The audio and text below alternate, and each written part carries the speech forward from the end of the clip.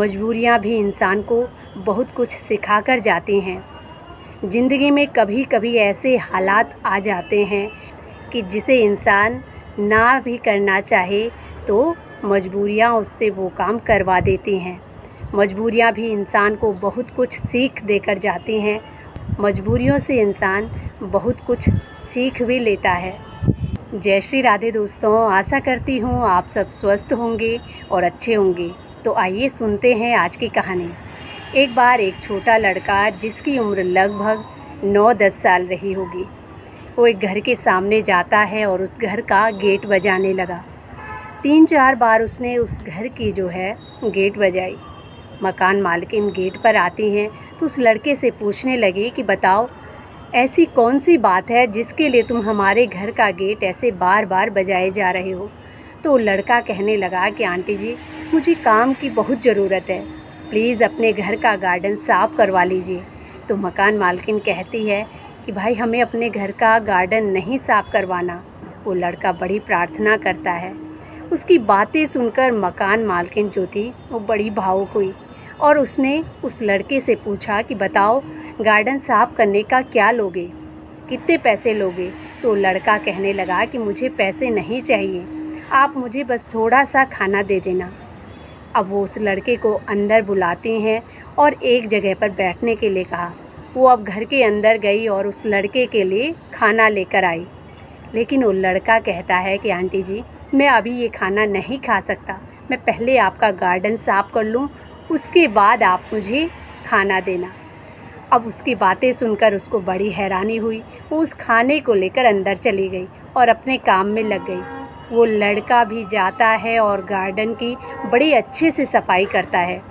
सफाई हो जाने के बाद वो फिर से मकान मालकिन के पास आया तो कहने लगा कि आंटी जी, अब आप देख लीजिए मैंने आपके गार्डन की अच्छे से सफाई की है या नहीं। तो मकान मालकिन जो थी गार्डन में जाती है और वहाँ देखकर उसे बड़ा आश्चर्य हुआ, क्योंकि उस लड़के ने बड़े अच्छे से सफाई की थी। उसकी सफाई और उसके काम को देखकर मकान मालकिन बड़ी खुश हुई और अब वो उस लड़के के लिए खाना लेकर आती है। उसने वो खाना लिया और अपने जेब से तुरंत एक थैली निकाली और उस खाने को उस थैली में डालने लगा। ये देखकर मकान मालकिन को आश्चर्य हुआ। वो कहती हैं कि ये तो अभी खाना खाने के लिए मांग रहा था और अब ये इस खाने को थैली में बंद कर रहा है। तो वो पूछने लगे कि बेटा, अभी तो तुम खाना मांग रहे थे और अब तुम इस खाने को थैली में क्यों बंद कर रहे हो। तो वो लड़का कहता है कि आंटी जी, बात यह है कि हम बहुत गरीब हैं, मेरी माँ की तबीयत बहुत ख़राब है और जब हम अपनी माँ को हॉस्पिटल में लेके गए तो डॉक्टर ने मेरी माँ को बहुत सारी दवाई दी हैं और कहा है कि बिना खाने के तुम इन्हें दवाई मत देना। और हम इतने गरीब हैं कि हमारे घर में एक समय की भी रोटी खाने के लिए नहीं है। इसीलिए मैं आपसे इतनी प्रार्थना कर रहा था कि प्लीज़ आप मुझे कुछ काम दीजिए, जिसके बदले आप मुझे थोड़ा सा खाना देंगे और मैं उस खाने को लेकर अपनी माँ को ले जाकर खिलाऊंगा। फिर मेरी माँ दवाई खाएगी और मेरी माँ जल्दी ही ठीक हो जाएगी। उसकी ये बातें सुनकर मकान मालकिन के आंखों में आंसू आ गए और अब उसने बड़े प्यार के साथ उस लड़के को अपने हाथों से खाना खिलाया और कहा, बेटा तुम ये खाना खा लो, इसके बाद मैं तुम्हारी माँ के लिए भी खाना पैक कर दूँगी।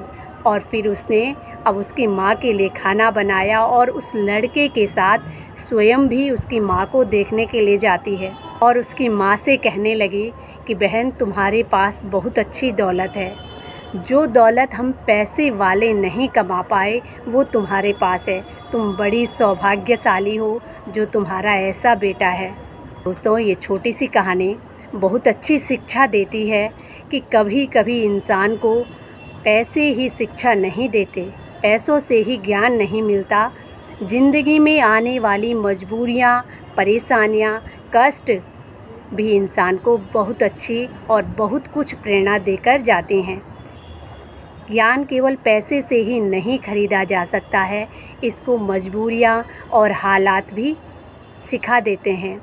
तो ये थी आज की कहानी। आशा करती हूँ कि आप सबको भी ये कहानी पसंद आएगी, और अगर कहानी पसंद आए तो प्लीज़ चैनल को लाइक, शेयर एंड सब्सक्राइब ज़रूर करें।